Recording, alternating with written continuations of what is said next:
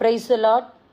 கிறிஸ்துவுக்குள் பிரியமானவர்களே, ஆண்டவர் இயேசுவின் நாமத்தில் இந்த புதியதொரு வாரத்தில் உங்கள் ஒவ்வொருவரையும் சந்திப்பதில் மிக மிக மகிழ்ச்சி அடைகின்றேன்.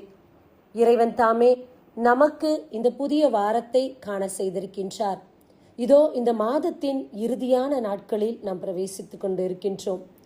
ஆண்டவர் நம்மை உண்மையாய் அன்பு செய்கின்றார். அவருடைய அன்பு நிகரில்லாதது, அளவிட முடியாதது, ஒப்பிட முடியாத ஒரு அன்பாக இருக்கின்றது. அப்பேற்பட்ட அன்புக்குள் ஒவ்வொரு நாளும் நம்மை திளைக்க செய்கின்றார். ஹல்லேலூயா. இந்த வாரம் இறைவன் நமக்கு கொடுத்த வார்த்தையின் தலைப்பு இன்னதென்றால் ஆசீர். இதற்காக நாம் எடுத்துக்கொண்ட வேத பகுதி நீதிமொழிகள் அதிகாரம் 10 இறைவார்த்தை 6. நேர்மையாளர் மீது ஆசி பொழியும். அன்பார்ந்தவர்களே, மிக அருமையான வசனம் இது. இன்றைக்கு அநேகர் உலக பிரகாரமான காரியங்களில் வாழ்ந்து கொண்டிருக்கின்றார்கள். அவர்கள் எவ்வளவுதான் ஓடி ஓடி உழைத்தாலும் அவர்களிடத்தில் நேர்மை இல்லாதபடியினால் அவர்களுடைய உழைப்பும் அவரிடத்தில் இருக்கக்கூடியதும் நிலையற்றதாய் இருக்கின்றது. ஆனால் ஆண்டவருக்கு பிரியமான ஒரு வாழ்வு, அவருக்கு உகந்த காரியங்களை செய்து கொண்டு நேர்மையோடு வாழக்கூடியவர்களின் ஆசீர்வாதங்கள் நிலைத்து நிற்கக்கூடியதாக இருக்கின்றது. ஆசீர்வாதத்துக்கு மேல் ஆசீர்வாதங்கள் பொழியப்பட்டதாக இருக்கின்றது. அநேகருடைய வாழ்க்கையில் பார்க்கின்றோம், நிறைய உழைக்கின்றேன், அங்கும் இங்கும் ஓடி காரியங்களை செய்கின்றேன், ஆனால் என்னுடைய வாழ்க்கையில் முன்னேற்றம் இல்லை. ஏன் முன்னேற்றம் இல்லை? நேர்மையற்ற ஒரு வாழ்க்கை, பொய்யான ஒரு பேச்சு, அவர்களுடைய நடத்தையில் ஆண்டவருக்கு பிரியமானது எதுவும் கிடையாது. எப்போதும் மற்றவரை பற்றி புரணி பேசுவது, எப்போதும் மற்றவரை பற்றி இழிவாக நினைப்பது. இதோ முன்னுக்கு பின் முரணான ஒரு வாழ்வு வாழ்ந்து கொண்டிருந்தால் எப்படி இறைவனுடைய ஆசீர்வாதத்தை பெற்றுக்கொள்ள முடியும்? அவர்கள் ஓடி ஓடி உழைத்தாலும் அவர்களுடைய வாழ்வில் முன்னேற்றம் இல்லை. தங்களுடைய எண்ணங்கள் தூய்மையாக இல்லை. பரிசுத்தமற்ற ஒரு வாழ்க்கையை அவர்கள் வாழ்ந்து கொண்டிருக்கின்றார்கள். மற்றவரை அவர்கள் பார்க்கக்கூடிய பார்வை வித்தியாசமானது. அப்படி இருக்க ஆண்டவருடைய ஆசீர்வாதங்கள் அவர்களுடைய வாழ்வில் எப்படி தங்கும்? இறைவன் எவ்வாறு இவர்களை ஆசீர்வதிப்பார்? ஆனால் ஒரு சிலர் நேர்மையாளராய் இருக்கின்றார். தங்களுடைய நடத்தையிலும் பேச்சிலும் வாழ்விலும் நேர்மையை தாங்கி நடந்து கொண்டிருக்கின்றார்கள். அநேகருடைய நட்பு இவர்களுக்கு இல்லை என்றாலும் ஆண்டவருக்கு பிரியமான ஒரு வாழ்வு வாழ்கின்றபடியினால் இறைவனுடைய நட்பு இவர்களுக்கு போதுமானதாய் இருக்கின்றது. ஹல்லேலூயா. இந்த நபர்களுடைய வாழ்க்கையில் அவர்கள் உழைத்தாலும் ஓடினாலும் என்ன செய்தாலும் அது அவர்களுக்கு ஆசீர்வாதமாய் மாறுகின்றது. ஆசீர்வாதத்துக்கு மேல் ஆசீர்வாதங்கள் பொழியப்படுகின்றது. இறைவன் இன்றைக்கு இப்படிப்பட்ட நபர்களைத்தான் ஆசீர்வதிக்க விரும்புகின்றார். ஏனென்றால் அவர்கள் வாழ்க்கையிலும் நடத்தையிலும் ஒரு நேர்மை. எவ்வளவுதான் இறைவன் ஆசீர்வதித்தாலும் தடம் பிறழாமல் ஆண்டவருக்கு பிரியமான ஒரு வாழ்க்கை வாழக்கூடிய வாழ்வு என்பது நிச்சயமாக எல்லோராலும் செய்ய முடியாது.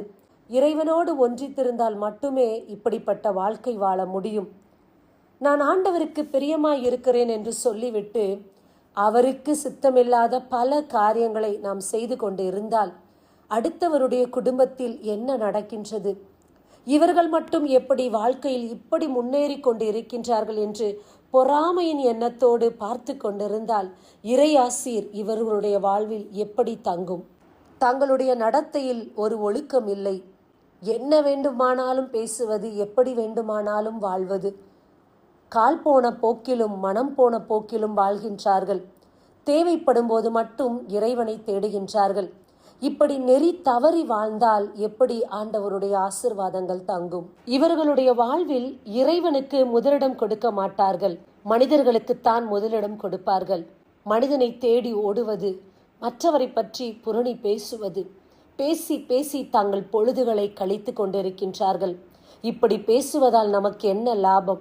நம்முடைய நடத்தையை மாற்றிவிட்டு இறைவனிடத்தில் செபிக்கலாம் என்ற சிந்தனை கூட இல்லாதபடிக்கு உலக பிரகாரமான ஓட்டத்துக்குள் ஓடிக்கொண்டிருந்தால் எப்படி இவர்களின் வாழ்வில் ஆசீர்வாதங்கள் தங்கக்கூடியதாக இருக்கும்?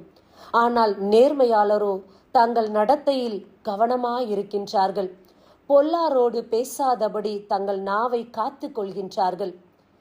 பாவிகளோடு தங்காதபடி தங்கள் நடத்தையை பொறுப்படுத்திக் கொண்டிருக்கின்றார்கள். இதோ எவ்வளவு இன்பம் தரக்கூடிய செயலாக இருந்தாலும் அதை விட்டு விலகி ஆண்டவருக்கு பிரியமாக வாழக்கூடியவர்களாய் இருக்கின்றார்கள். எது இறை திருவுளமாக இருக்கும்? யாருக்கு ஆண்டவர் ஆசிர்வாதத்தை பொழிய செய்வார்?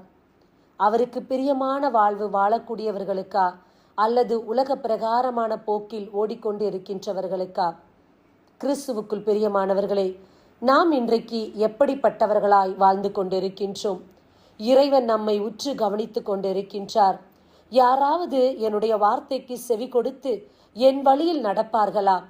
இன்றைக்கு அநேகர் மத்தியில் அநேகரை எழுப்பியுள்ளேன். குருக்கள், கன்னியர்கள், ஊழியக்காரர்கள், இவர்கள் என்னுடைய வார்த்தையை பறைசாற்றி கொண்டிருக்கிறார்கள். இந்த வார்த்தைக்கு செவி மடித்தவர்களாய் அவர்களுடைய வாழ்வை மாற்றிக்கொண்டு பரிசுத்தத்தை காத்து கொண்டு என் பக்கமாய் திரும்பி வருவார்களா என்று தேவன் ஆவலாய் காத்திருக்கின்றார். நம்மையே நாம் இந்த நாளில் சுய பரிசோதனை செய்வோம்.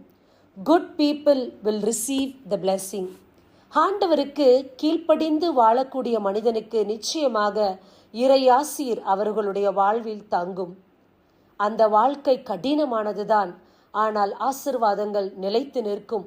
நிறைவான ஆசிர்வாதங்கள் ஒவ்வொரு நாளும் அவர்களுடைய வாழ்வில் பொழியப்பட்டதாக இருக்கும்.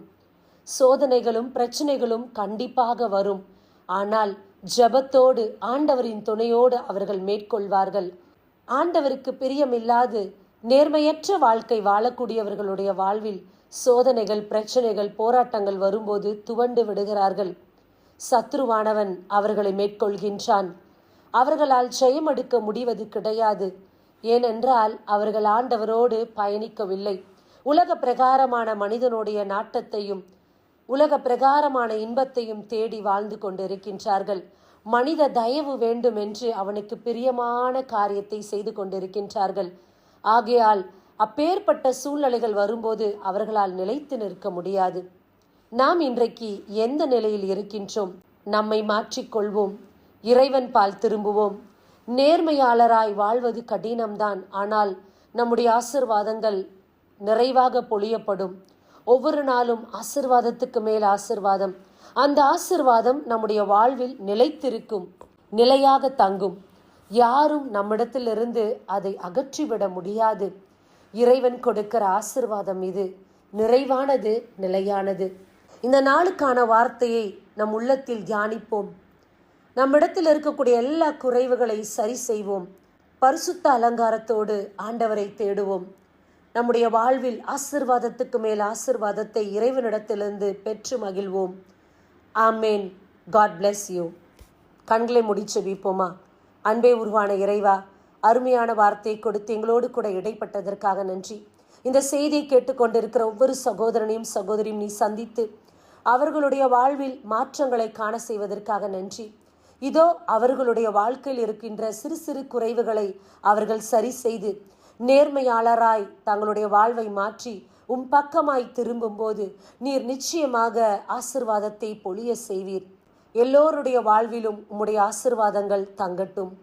இந்த ஜெபங்களை எங்களை இயேசு கிறிஸ்துவின் வல்லமையுள்ள நாமத்தில் நாங்கள் ஏறெடுக்கிறோம். உயிருள்ள தகப்பனே, ஆமேன். God bless you.